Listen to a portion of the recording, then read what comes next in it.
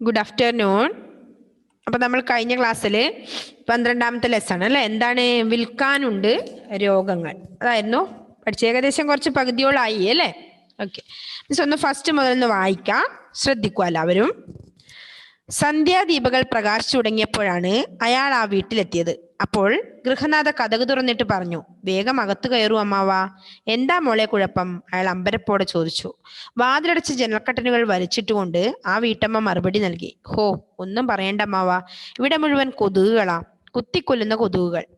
കൊതുക് ശല്യം ഇന്ന് എവിടെയും ഒരു ചർച്ചാ വിഷയമാണ്. പട്ടണങ്ങളിൽ മാത്രമല്ല, ഗ്രാമങ്ങളിലും സന്ധ്യ മയങ്ങുന്നതോടെ കൊതുക് പട്ടാളത്തിന്റെ പടയോട്ടം ആരംഭിക്കുകയായി.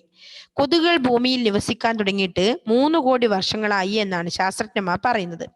ചെറിയൊരു നെന്മണിയുടെ വലിപ്പം പോലും ഇല്ലെങ്കിലും മാരക രോഗാണുക്കളെ വഹിക്കുന്ന ഭീകര പ്രവർത്തനമാണ് കൊതുകുകൾ ചെയ്യുന്നത്. രക്തക്കൊതി തീർക്കുന്നതിനിടയിൽ ഈ അണുക്കളെ അവ മനുഷ്യരിലേക്ക് കടത്തിവിടുന്നു. ചരിത്രത്തിലെ എല്ലാ യുദ്ധങ്ങളിലും കൂടി ഇന്നുവരെ മരിച്ചിട്ടുള്ളതിനേക്കാൾ കൂടുതൽ ആളുകൾ കൊതുക് ശല്യം കൊണ്ട് മരിച്ചിട്ടുണ്ടെന്നാണ് കണക്ക്. സ്വന്തം ശരീരത്തിന്റെ എത്രയോ ഇരട്ടി വലിപ്പമുള്ള ഇരകളെ ആക്രമിക്കാനുള്ള മാരകായുധങ്ങളുമായിട്ടാണ് കൊതുകിന്റെ പറക്കൽ. 2 കത്തികൾ, വലിയൊരു സിറിഞ്ച്, 2 അറക്കവാളുകൾ എന്നിവയെല്ലാം കയ്യിലുണ്ട്. ആദ്യം വാളും കത്തിയും ഉപയോഗിച്ച് ജന്തുവിന്റെ തൊലിപ്പുറമെ ചെറിയൊരു ദ്വാരം ഉണ്ടാക്കും.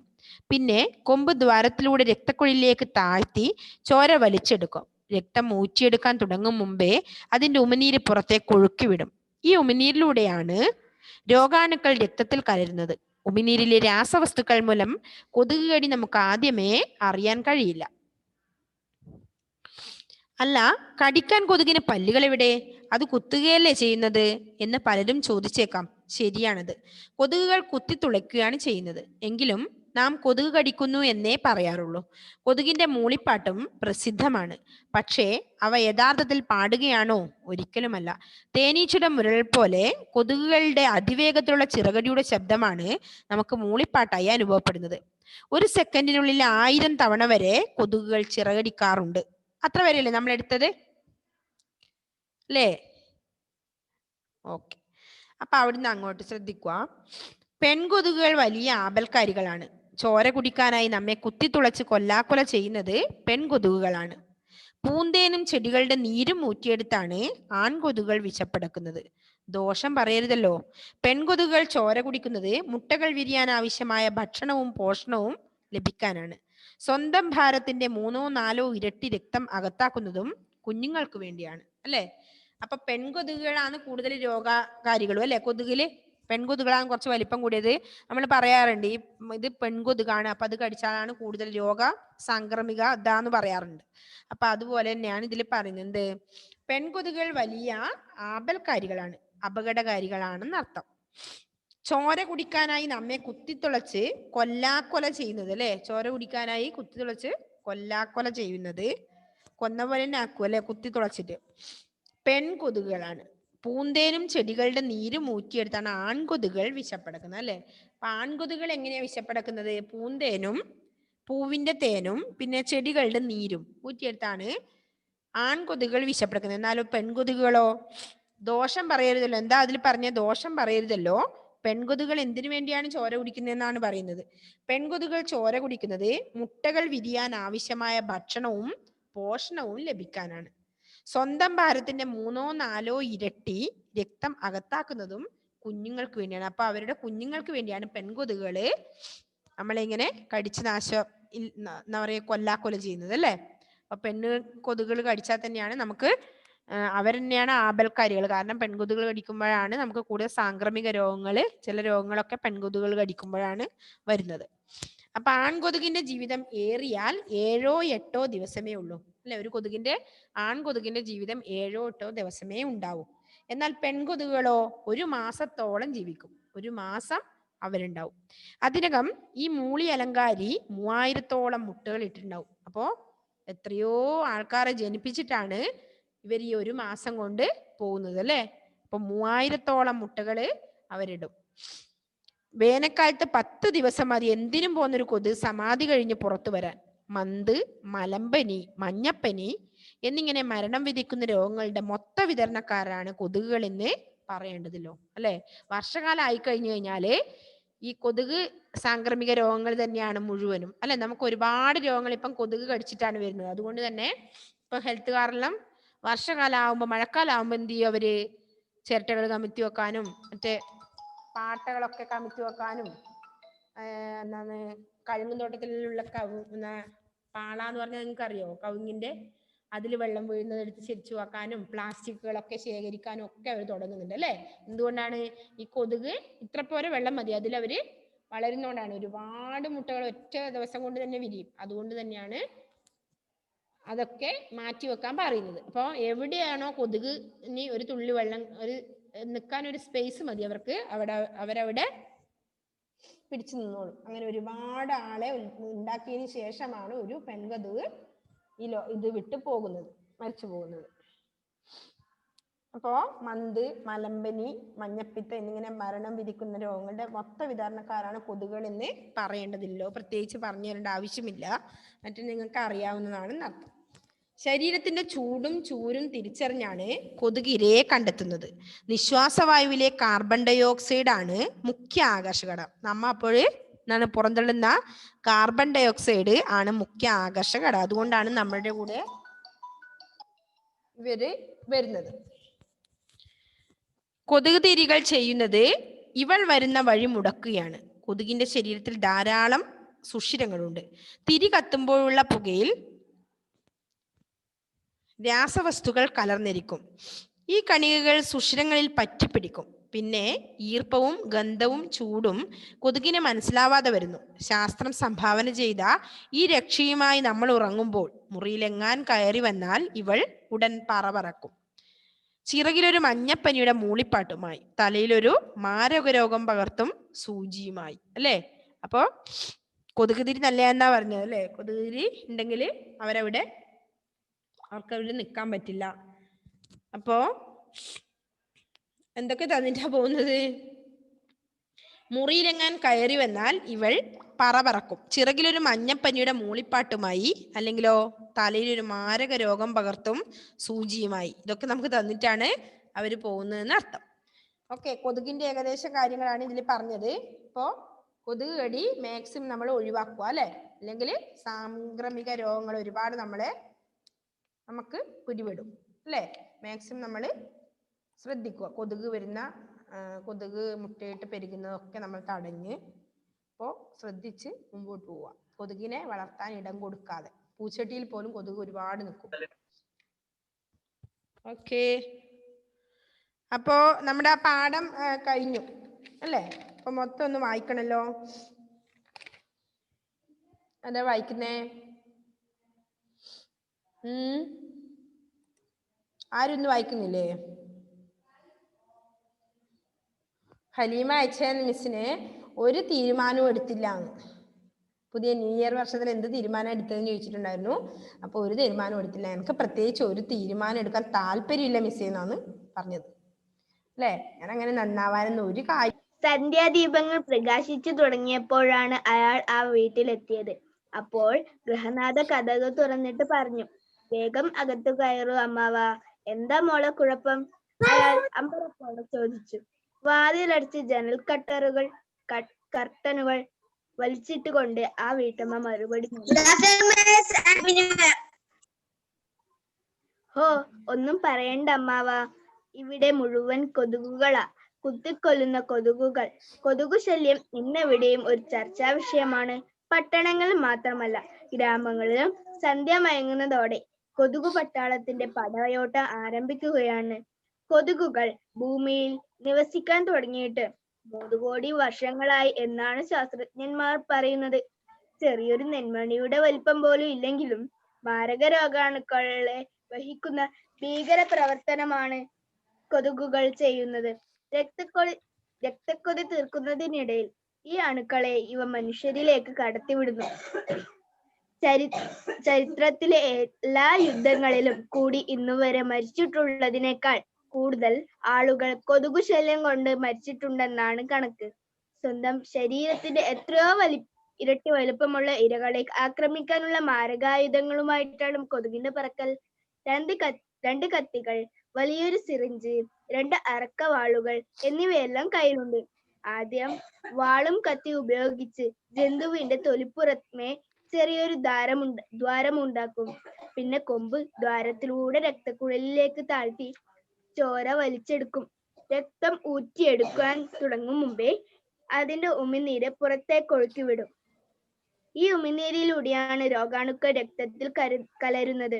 ഉമിനീരിലെ രാസവസ്തുക്കൾ മൂലം കൊതുക് കടി നമുക്ക് ആദ്യമേ അറിയാൻ കഴിയുന്നില്ല. അല്ല, കടിക്കാൻ കൊതുകിന് പല്ലുകൾ എവിടെ? അത് കുത്തുകയല്ല ചെയ്യുന്നത് എന്ന് പലരും ചോദിച്ചേക്കാം. ശരിയാണത്. കൊതുകുകൾ കുത്തിത്തുളക്കുകയാണ് ചെയ്യുന്നത്. എങ്കിലും നാം കൊതുക് കടിക്കുന്നു എന്ന് മാത്രമേ പറയാറുള്ളൂ.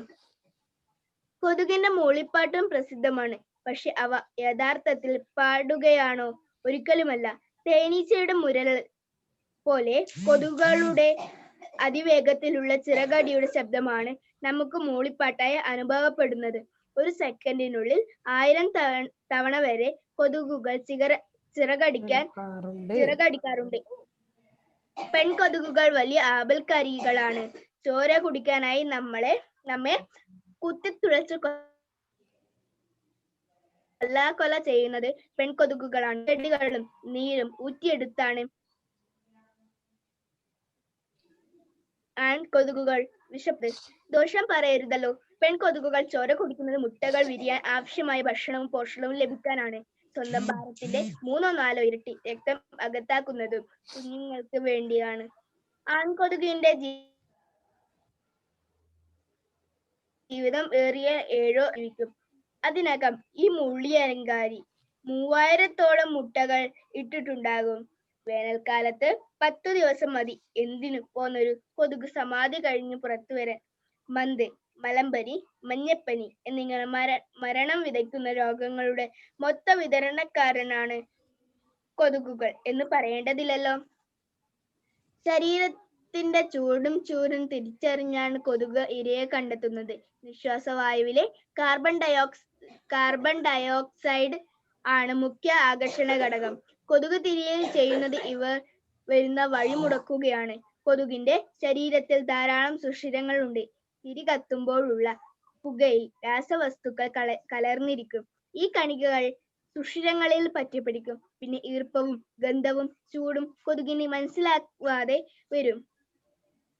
ശാസ്ത്രം സംഭാവന ചെയ്ത ഈ രക്ഷയുമായി നമ്മൾ ഉറങ്ങുമ്പോൾ മുറിയിലെങ്ങാൻ കയറി വന്നാൽ ഇവൾ ഉടൻ പറക്കും.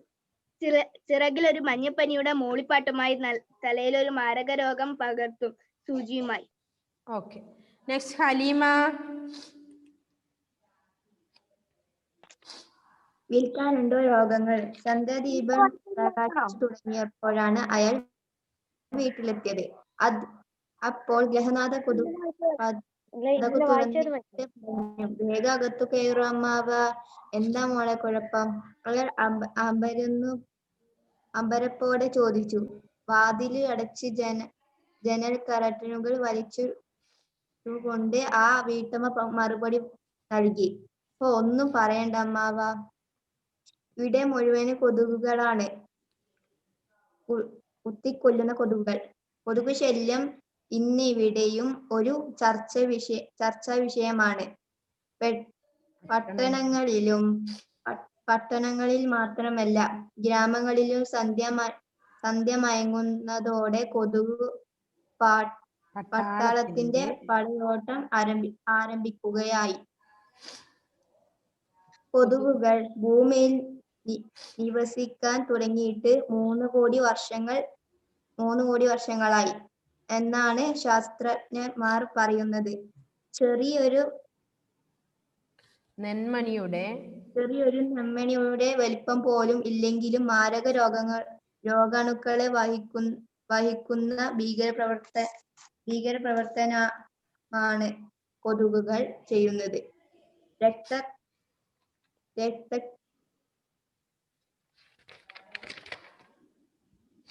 രക്തക്കൊതി തീർക്കുന്നതിനിടയിൽ ഈ അണുക്കളെ ഇവ മനുഷ്യരിലേക്ക് കടത്തിവിടുന്നു.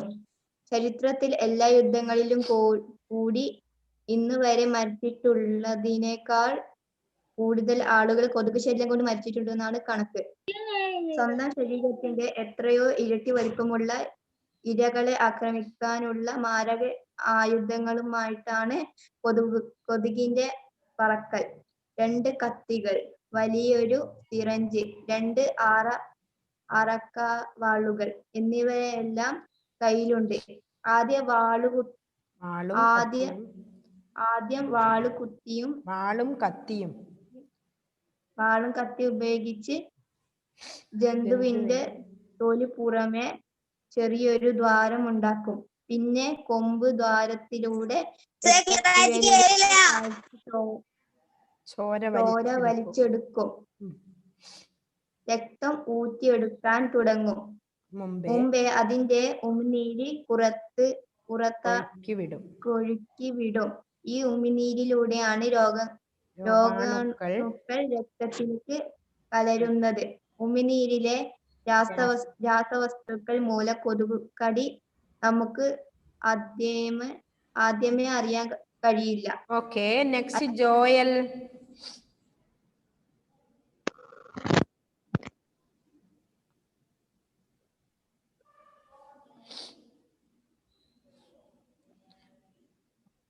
കേൾക്കുന്നില്ലല്ലോ ജോയലെ.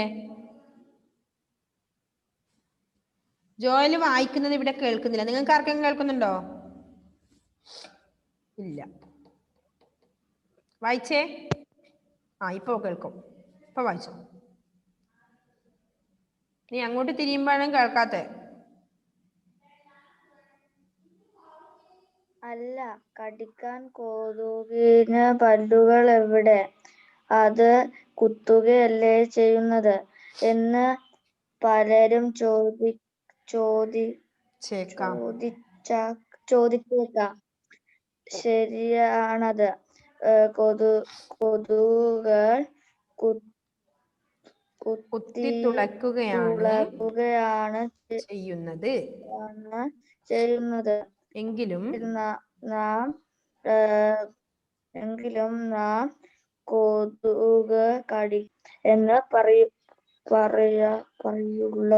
പറയാറുള്ളൂ. കൊതുകിന്റെ മൂളിപ്പാട്ടും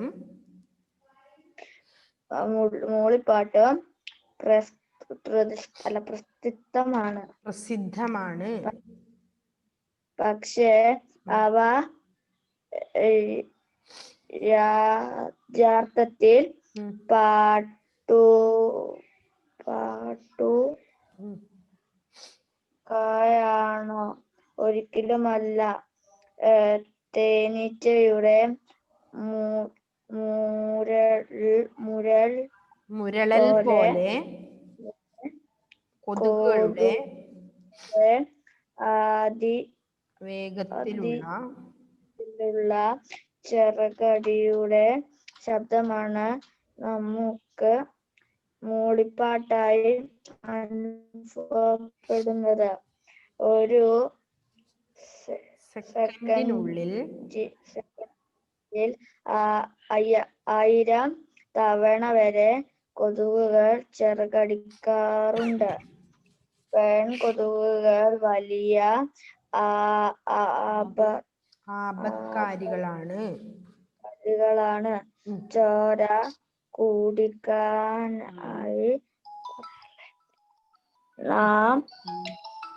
നമ്മെ കുത്തിത്തുളച്ച് കൊല ചെയ്യുന്നത് പെൺകൊതുകുകളാണ്.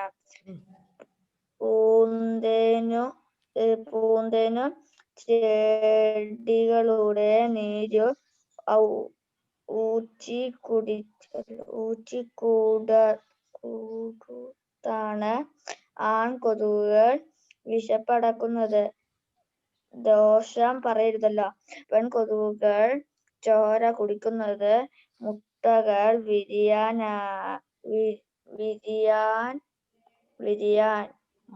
ആവശ്യമായ പോഷണവും ലഭിക്കാനാണ്. സ്വന്തം ഭാരത്തിന്റെ 3-4 ഇരട്ടി രക്തം അകത്താക്കുന്നത് കുഞ്ഞുങ്ങൾക്കു വേണ്ടിയാണ്. ആൺകൊതുകിന്റെ ജീവിതം ഏറിയാൽ 7-8 ദിവസം ഉള്ളൂ.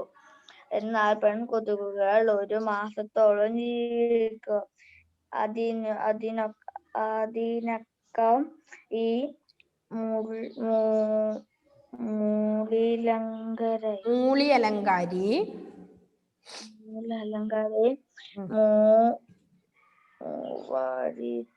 3000-ഓളം മുട്ടകൾ ഇട്ടിട്ടുണ്ടാകും.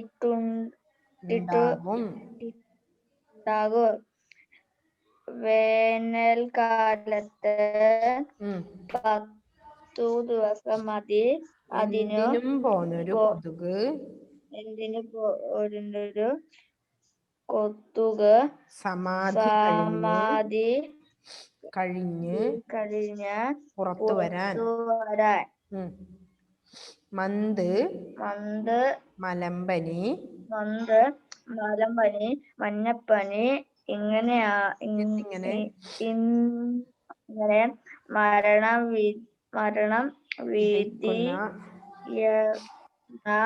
രോഗങ്ങളുടെ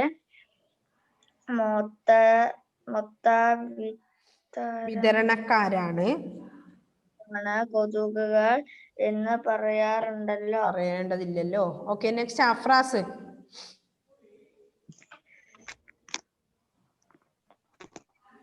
ശരീരത്തിന്റെ ചൂരും തിരിച്ചറിയാനാണ് കൊതുക് ഇരയെ കണ്ടെത്തുന്നത്. നിശ്വാസവായുവിലെ കാർബൺ ഡൈ ഓക്സൈഡ് ആണ് മുഖ്യ ആകർഷണ ഘടകം. കൊതുക് തിരികൾ ചെയ്യുന്നത് ഇവൾ വരുന്ന വഴി മുടക്കുകയാണ്. കൊതുകിന്റെ ശരീരത്തിൽ ധാരാളം സുഷിരങ്ങളുണ്ട്. തിരി കത്തുമ്പോഴുള്ള പുകയിൽ രാസവസ്തുക്കൾ കലർന്നിരിക്കും. ഈ കണികകൾ സുഷിരങ്ങളിൽ പറ്റിപ്പിടിക്കും. പിന്നെ ഈർപ്പവും ഗന്ധവും ചൂടും കൊതുകിന് മനസ്സിലാവാതെ വരുന്നു. ശാസ്ത്രം സംഭാവന ചെയ്ത ഈ രക്ഷയുമായി നമ്മൾ ഉറങ്ങുമ്പോൾ മുറിയിലെങ്ങാൻ കയറി വന്നാൽ ഇവ ഉടൻ പറക്കും. ചിറകിലൊരു മഞ്ഞപ്പനിയുടെ മൂളിപ്പാട്ടുമായി തലയിലൊരു മാരക രോഗം പകർത്തും സൂചിയുമായി. ഓക്കെ, നെക്സ്റ്റ് ജീവ. ആദ്യം മുതൽ വായിച്ചേ.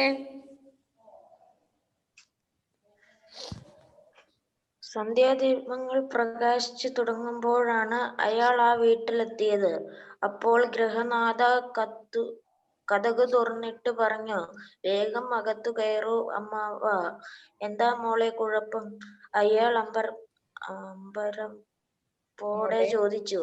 വാതിലടച്ച് ജനൽ കർട്ടനുകൾ വലിച്ചിട്ടു കൊണ്ട് ആ വീട്ടമ്മ മറുപടി നൽകി.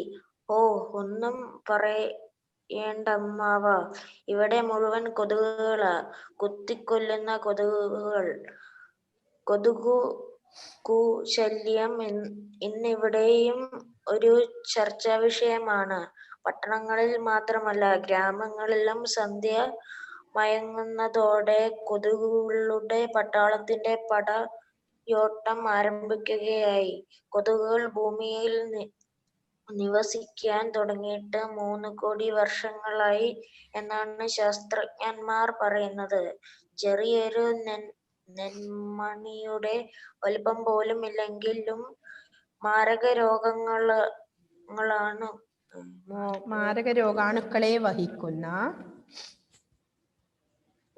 രോഗാണുക്കളെ വഹിക്കുന്ന ഭീകര പ്രവർത്തനമാണ് കൊതുകുകൾ ചെയ്യുന്നത്. രക്തക്കൊത്തി തീർക്കുന്നതിനിടയിൽ ഈ അണുക്കളെ ഇവ മനുഷ്യരിലേക്ക് കടത്തിവിടുന്നു. ചിത്രത്തിലെ എല്ലാ യുദ്ധങ്ങളിലും കൂടി ഇന്നുവരെ മരിച്ചിട്ടുള്ളതിനേക്കാൾ കൂടുതൽ ആളുകൾ കൊതുകു ശല്യം കൊണ്ട് മരിച്ചിട്ടുണ്ടെന്നാണ് കണക്ക്. സ്വന്തം ശരീരത്തിന്റെ എത്രയോ ഇരട്ടി വലിപ്പമുള്ള ഇരകളെ ആക്രമിക്കാനുള്ള മാരകായുധങ്ങളുമായിട്ടാണ് കൊതുകിന്റെ പറക്കൽ. 2 കത്തികൾ, വലിയൊരു സിറിഞ്ച്, 2 അറക്കവാളുകൾ എന്നിവയെല്ലാം കയ്യിലുണ്ട്. ആദ്യം വാളും കത്തിയും ഉപയോഗിച്ച് ജന്തുവിന്റെ തൊലിപ്പുറമേ ചെറിയൊരു ദ്വാരമുണ്ടാക്കും. പിന്നെ കൊമ്പ് ദ്വാരത്തിലൂടെ രക്തക്കുഴലിലേക്ക് താഴ്ത്തി ചോര വലിച്ചെടുക്കും. രക്തം ഊറ്റിയെടുക്കാൻ തുടങ്ങും മുമ്പേ അതിന്റെ ഉമിനീര് പുറത്തേക്കൊഴുക്കി വിടും. ഈ ഉമിനീരിലൂടെയാണ് രോഗാണുക്കൾ രക്തത്തിൽ കലരുന്നത്. ഉമിനീരിലെ രാസവസ്തുക്കൾ മൂലം കൊതുക് കടി നമുക്ക് ആദ്യമേ അറിയാൻ കഴിയില്ല. ഓക്കെ മോനെ. അല്ലേ?